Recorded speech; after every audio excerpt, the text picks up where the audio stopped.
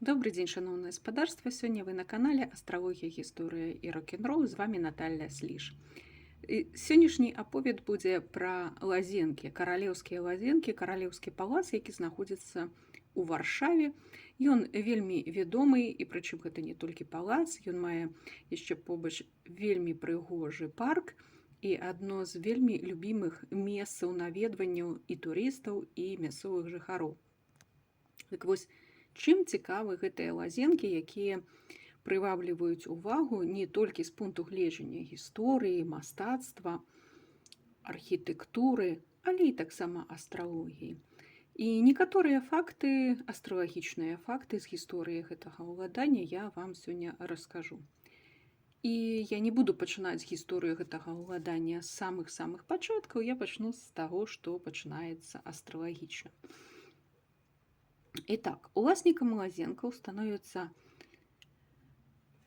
Станіслаў Геракліўш Любамірскі, і ў 1674 годзе ён уваходзіць у валоданне гэтым маёнткам. Прычым, адкуль мы гэта ведаем? А вот складзены спецыяльны гараскоп на ўвядзенне ў валоданне.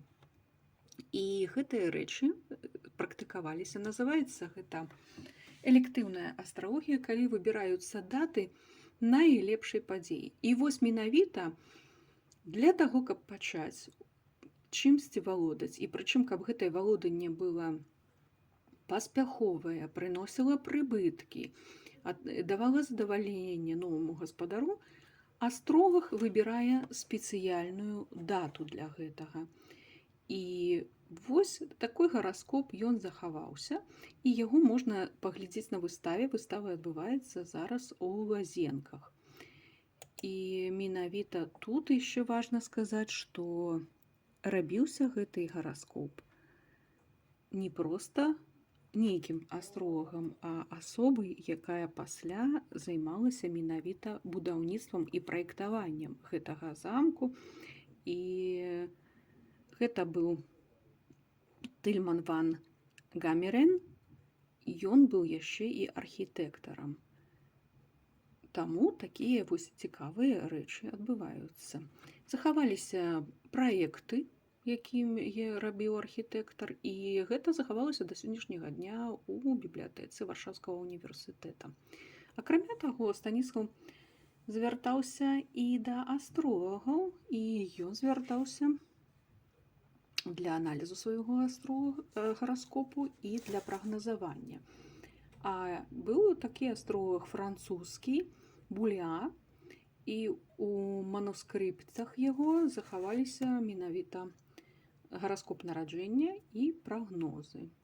Што пацверджвае такі факт, што Станіслаў Любамірскі не проста так уваходзіў у валоданне, але і тое, што астралогія прысутнічала ў яго жыцці, а прысутнічала яна яшчэ па той простай прычыне, што перыяд яго палітычнай актыўнай дзейнасці прыходзіўся на ваенны перыяд, калі была вайна са Швецыяй, гэта быў вялікі патоп, так званы 1655-60 гадоў, і перыяд вельмі сур'ёзнай вайны з Масквою і Рэчы Паспалітаю 1654-67 гады. Яшчэ адзін астралагічны момант, які можна тут знайсці ў лазенках. Пасля ўжо многіх дзеянняў, звязаных з маёмасцю, у канцы 18 стагоддзя гэтай маёмасцю уладае Станіслаў Аўгуст Паніатоўскі, апошні кароль Рэчы Паспалітай. І вось у плане дэкору сам будынак, ён вельмі цікавы, та палац, ён знаходзіцца на выспе, і там многія яго залі, яны упрыгожаны па рознаму стылю, з улікам розных дэкарацый. І вось адна з залаў, яна якраз прысвечана астралогіі, дзе можна знайсці розныя сімвалы, звязаныя з 4 стихіямі, як агонь, вада, зямля, паветра. А таксама яшчэ аблімоўка ідзе па ўсяму перыметру. Гэта змешчаны знакі задыяку, якія трымаюць анёлкі. І гэта дэкарацыя рабілася ў канцы 18 стагоддзя, і яна датуецца 1793 годам. Агульна магу адзначыць, гэта вельмі гарманічна і вельмі цікава выглядае. І варта, канешне, на гэта звярнуць увагу. Там побач можна падысці пачытаць, у зале размешчана інфармацыя, дзе што знаходзіцца. І зроблена, канешне, гэта, як бы сказаць, у такім італьянскім стылю. Яно мае паходжанне менавіта і карані італьянскія, таму што такія рэчы, звязаныя са стыхіямі, са знакамі задыякаў, яны былі вельмі распаўсюджаны ў італьянскіх палацах, свецкіх палацах, пачынаючы з 15 стагоддзя, вельмі былі распаўсюджаны ў 16 стагоддзі. Ну, а сваё паходжанне, самае старажытнае з'яўленне такога сімвалізму, гэта можна знайсці ў рымскіх, грэчаскіх дамах.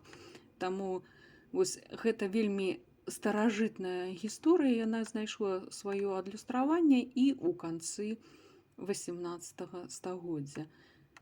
У любым выпадку, калі вы будзеце ў Варшаве, і ў вас будзе вольны час, і вы пажадаеце прыемна адпачыць, пабачыць прыгажосць, то у парке ў Лазенках можна гэта пабачыць. Адзінае, што магу адзначыць, што вось выстава, якая мае дачыненне да Любамірскага, яна будзе да канца лета. Таму, канешне, рэчы, звязаныя з гараскопам, астралогіяй, іх можна пабачыць вот зараз, а пасля ўжо будзе выстава скасавана. Дзякую за ўвагу.